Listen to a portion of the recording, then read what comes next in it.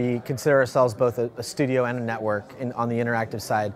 So on the one extreme, we will be in-house producing our own content. We've already actually made some forays in that with Wall Strip and Mob Logic, which is an acquisition we made about a year and a half ago. And then on the other side will be content acquisitions. We're kind of testing the waters right now and talking to the entire marketplace of web content creators all the way to Hollywood talent. So we just want to have the best content so that we can really focus on pairing it up with the right advertisers and the right business models.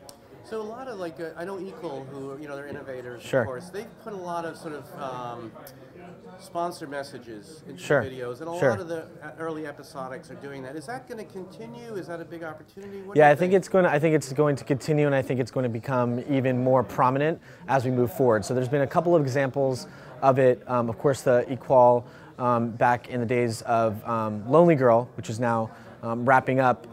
There was a deal that I was involved in with Neutrogena. So a character actually got branded into the show. There's been numerous examples since then. I think what you're going to see are two different things. One is sponsors coming to places like CBS and saying, hey, we've got a product or an idea that we'd like you guys to produce and distribute.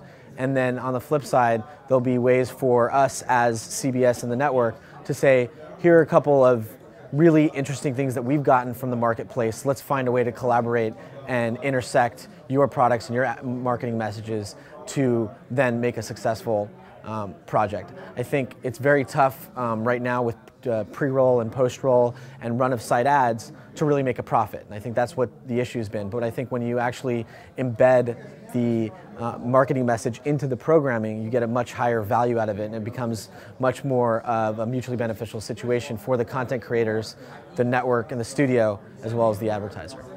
Okay, let's talk about news, the acquisition of CNET, which is sure. awesome. Tell us about online video news and where that might be evolving. So I think, from a news standpoint, I think, number one, it's the most watched category or genre on the web. I mean, that's what really right now people are going to get their information, and that's a big, huge source of it. I think, from our experience with Wall Strip, we found that it's a way to get to more of the layman. So whereas a lot of news programming in the day-to-day world is centered towards more of a broad audience, we can get towards more vertical niches. So I think what we're going to see on the news side is you're going to see more granular types of programming catered towards both hardcore news enthusiasts as well as the layman like Wall Strip, which was actually meant towards going towards the everyday person that was just interested in the financial sector.